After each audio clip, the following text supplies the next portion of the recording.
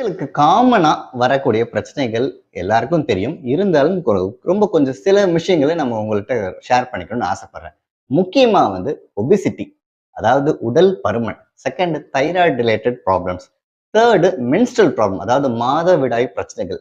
4வது இன்ஃபர்டிலிட்டி, அதாவது மலட்டுத்தன்மை. இந்த 4 விஷயங்கள் தான் பெண்கள ரொம்ப ரொம்ப ரொம்ப தாக்கிக்கிட்டு இருக்கு. இதனால அவங்களுடைய வாழ்க்கையும், அவங்களுடைய பொருளாதாரத்திலும் ரொம்ப பின்தங்கி போடுறாங்க.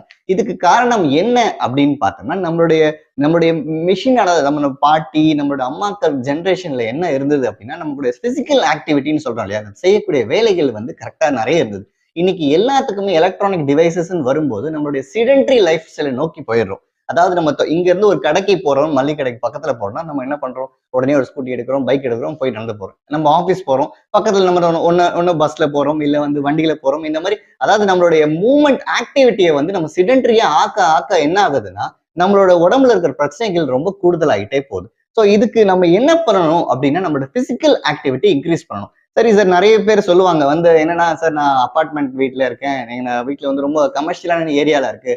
என்னால வாக்கிங் போ முடியாது, எக்சர்சைஸ்லாம் பண்ண முடியாது. நடந்தா கூச்சமா இருக்கு. ரோட்ல எப்படி நடக்கிறது? 4 பேர் என்னோட பார்த்து கேலி பண்ணுவாங்க அப்படின்னு நினைப்பாங்க. அதெல்லாம் அதெல்லாம் விட்டுடுங்க. உங்க ஹெல்த் உங்க கையில இருக்குங்கிறத முதல்ல ஞாபகம் வச்சுக்கோங்க. காரணம் என்னன்னா, அவங்க நாளைக்கு உடம்பு சரியில்லைன்னா, அவங்க ஒண்ணும் உங்கள பார்க்க போறதில்ல. உங்கள தான் நீங்க பார்த்துக்க போறீங்க அப்படிங்கிறது தான் உண்மை. அடுத்த முக்கியமான விஷயம், சரி இந்த மாரி நடக்க முடியல, வாக்கிங் போ முடியலன்னு சொல்றீங்களே, உங்களுக்கு ஒரு சின்ன டிப் சொல்றேன். அத நிஜமா முடிஞ்சா ஃபாலோ பண்ணி ட்ரை பண்ணுங்க.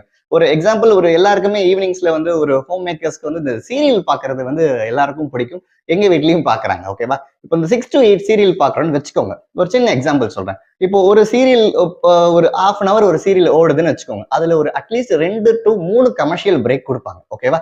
என்ன பண்ணுங்க, அந்த கமர்ஷியல் பிரேக் ஒரு 3 to 5 மினிட்ஸ் ஒரு கமர்ஷியல் பிரேக் என்ன பண்ணிக்கோங்க அப்படின்னா, வீட்ல உங்க ஹால்லயே 2 சேர் வச்சுக்கோங்க. ஒரு 8 மாரி நடங்க.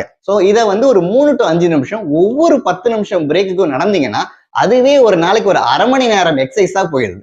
ஓகேங்களா? இது ஒரு சின்ன ஒரு டெக்னிக். இத நிஜமா ட்ரை பண்ணி பாருங்க. டெஃபினெட்லி நான் நடக்க முடியல அப்படிங்கிற காரணத்த நாளைக்கு நீங்க சொல்லவே மாட்டீங்க. ஏன்னா, பக்கத்துல ரோட்ல இடம் இருந்தாலும், இல்லனாலும் உங்க ஏரியால நடக்க முடியலன்னு நீங்க கம்ப்ளைண்ட் பண்ணாலும், பட் இது டெஃபினெட்லி உங்களுக்கு ஹெல்ப்ஃபுல்லா இருக்கும். இது ஒரு சின்ன டிப். இத தயவு செஞ்சு ஃபாலோ பண்ணுங்க.